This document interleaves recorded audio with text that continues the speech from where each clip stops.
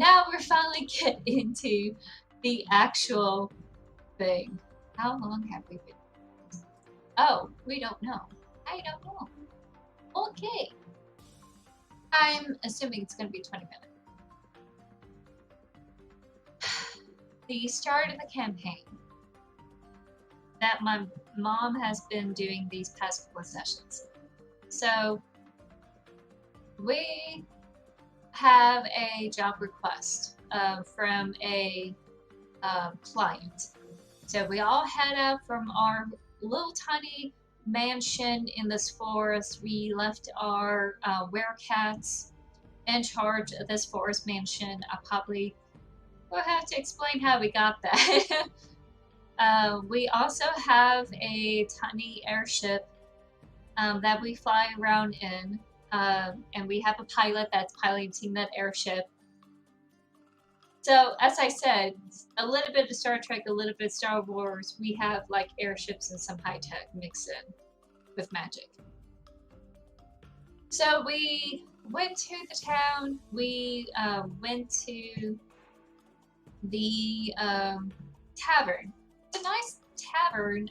It's set up where it's a nice little rectangle. You have the door right in the middle, and from here on out, there's some tables and chairs and it's more of a bench style kind of setup.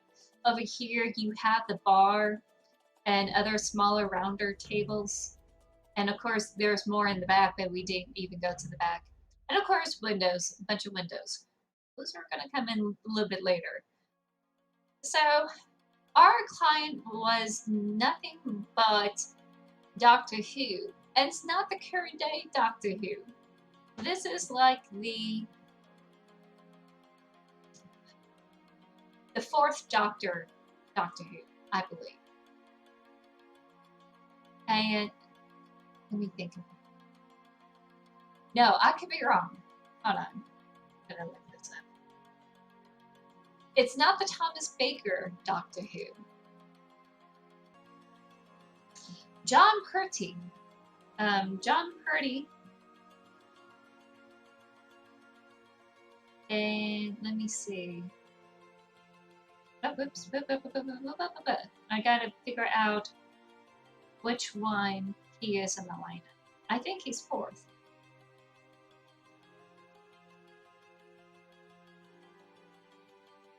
Oh, come on, you. No, Tom Baker was fourth. He was third. So the third Doctor asked for us for help. He gave us a this is going to sound a little bit odd, timey-wimey stuff. He gave us the current Doctor screwdriver, sonic screwdriver, the current ones, number 13, and told us that it has a tracker, and I'm actually messing up. Hold on. I'm getting a little excited. When we went into the tavern, we're met by the third Doctor. The third Doctor lost a artifact, and it looked like a cute little teddy bear. Almost like this, but smaller, probably like half the size. So he wants us to find this. I think it's called Pookie. Maybe it was me who coined the term for the campaign, but I got that from Garfield. So we're here to find his little Pookie artifact. It's supposed to be a deadly weapon. It has all sorts of importance, etc. But we're supposed to find it for him. He lost it somewhere. So he gave us the current Doctor sonic screwdriver, and and said that it has a tracking device. Please use it. It's going to help you locate it. I have things going on. I have to go. And they said, "Oh, when do you have to go?" And he said, "In 3, 2, 1." And all these creatures starts coming in. And if I remember right, I think there's some sort of cairn crawling slugs.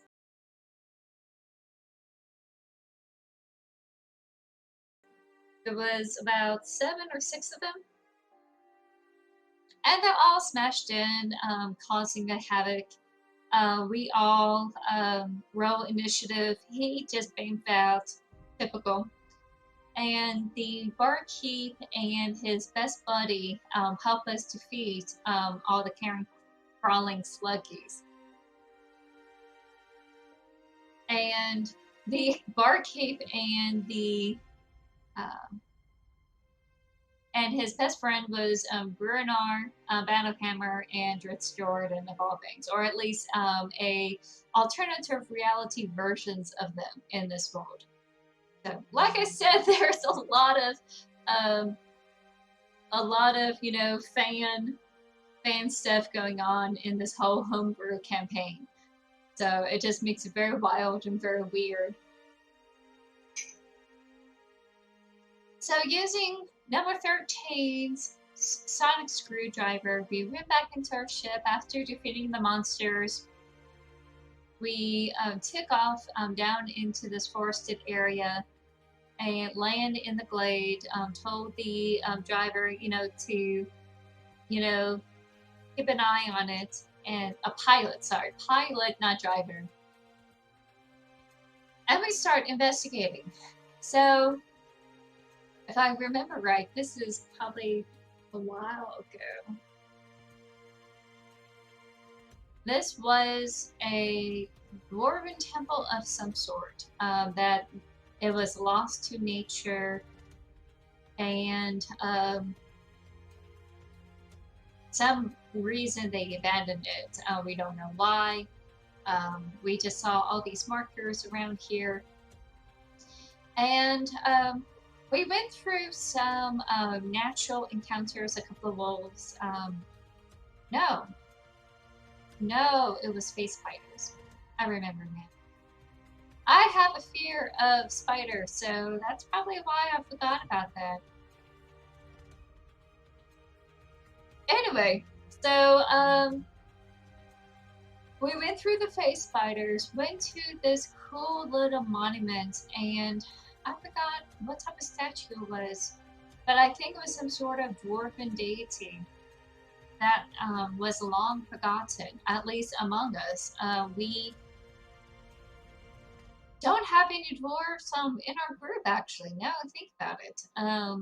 But we have Grunk, who was a goblin, and he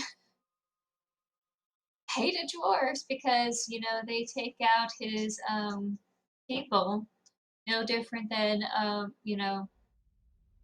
elves hating orcs because the orcs had been invading their lands and all that stuff. So he went and licked the statue. Of all things, he went and licked it to desecrate the statue. My brother really wanted the character to pee on it, and I'm like, no, stop, no, that's disgusting, how could you? But no, he decided to lick it. There were some magical sigils on it, some sort of protective ward, and I, being magical, was able to pick it up and digest it, that, it was a kind of like a guardian setup. So he licked the damn thing, and we had to deal with gargoyles, if I remember right. I think there was like 4 or 5 of them.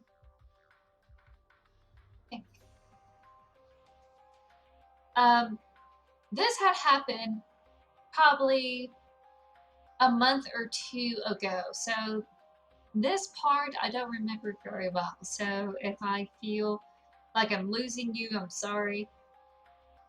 It's been a long time. I didn't think I'll be retelling this at all. So we managed to survive that encounter, and we went down into the tunnel.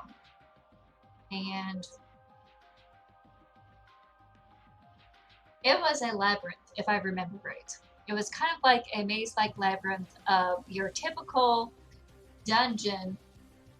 And we went right. We came across a door. I think it was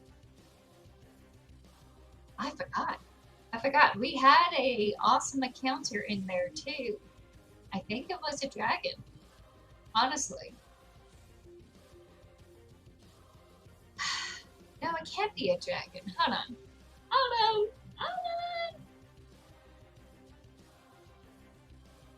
I'm going to take a moment to ask for help. Hold on.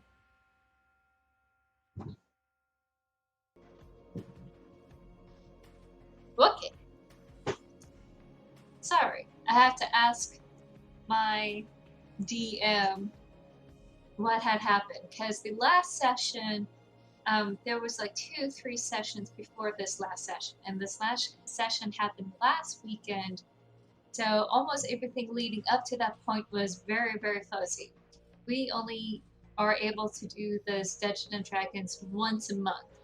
So anything that came before then was like either last month or 2 months ago.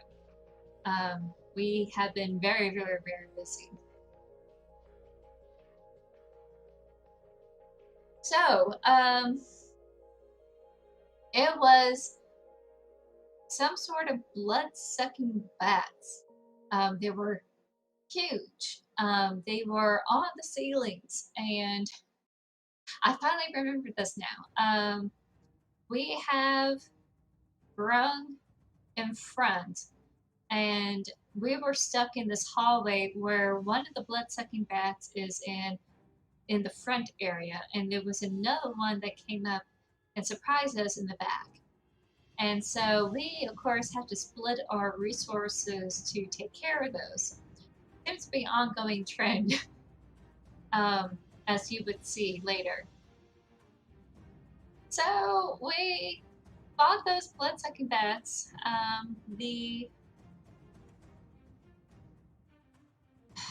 The rogue took care. Yeah, the rogue and the bar took care of the one that was here in the T square area, and everyone else took care of the bat over here, and I'm kind of in the middle taking care of that one with my fire bolts, etc. I did not use my fireball because we were in this corridor in area, and I really wanted to save it for more like the bad guy.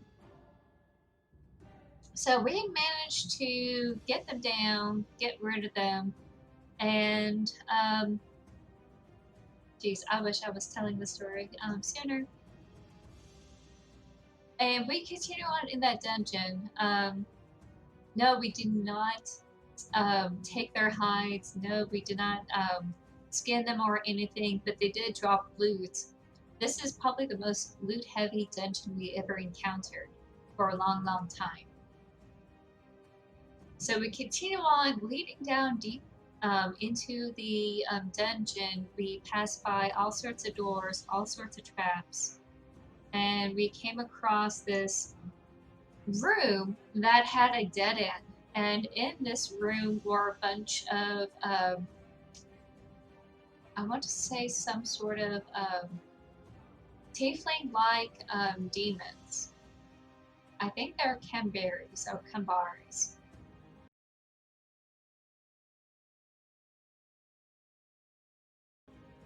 So they were just hanging out, as you know, dungeon creatures do in their spare time in randomized dungeons.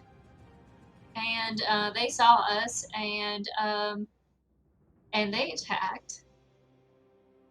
We tried to leave them alone. We tried to like, oh, let's try to sneak up on them somehow, and that didn't work.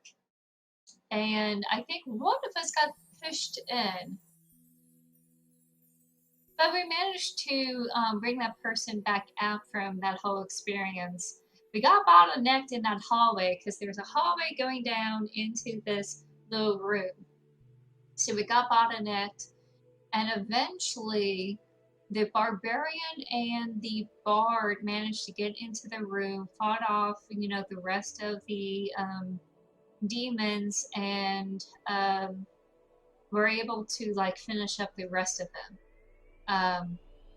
And that was when I was able to do some of my fireball stuff and start avoiding people. So, yay! So we finally catched up to last weekend's session. We all slept like big babies. We all finally had our first ration of the day, and for some reason the bard did not have rations. Did not expect this journey to go on for so long. So I gave him 3 rations of my own, and which is atypical of the character. She's a little bit food greedy. And he's like, "Who are you? What have you done to Lena?" I was like, "Oh, I'm sorry, I was out of character."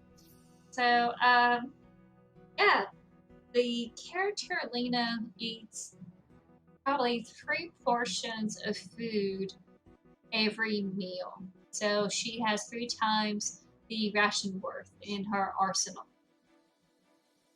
Everyone is all healed up. Everyone had their spells back. Everything's all okie dokie. We had discovered a secret door, and the sensor said, "Yeah, let's go through the secret door. This is where we should be heading." And we're like, "Okay." We went up to the secret door, and just as we opened it, we found a bullet. And a bullet is like your hug land shark creature that loves to eat metal.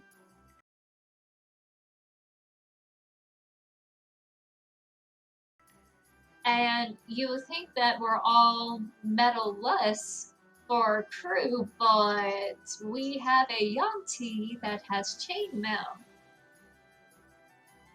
And of course, we all have swords.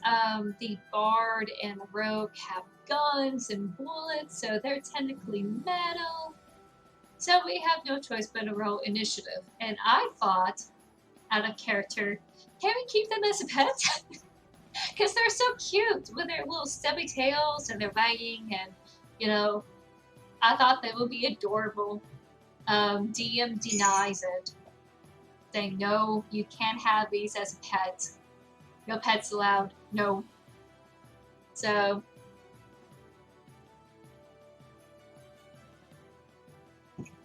can't have fun. So there's like about 5 or 6 of them. And this is a very strange twist. And she is doing it based on the book, on the map, the current 5.0 Monster Manual book. So if you ever want to look up bullet, it's in there. So these bullets were attacking us with normal slam damage, biting, barking, etc. I've been using fireballs, no fire damage, no extra fire damage, because, you know, there's no, not resistances, but there's no weaknesses, no elemental weaknesses in 5.0. So they kind of took away from that. I kind of got a little bit spoiled in 4.0. In this family, my teenage years on, we've been playing 3.0 on. 3.0, 3.5, 4.0, and now 5.0. So we've been playing all those editions. My parents have played the editions that came before. So we don't mind trying it out with those editions. So I'm actually a little bit disappointed. You know, there's no elemental play in all of this, which is sad. So, but that's me playing a very high fire heavy, you know, sorcerer.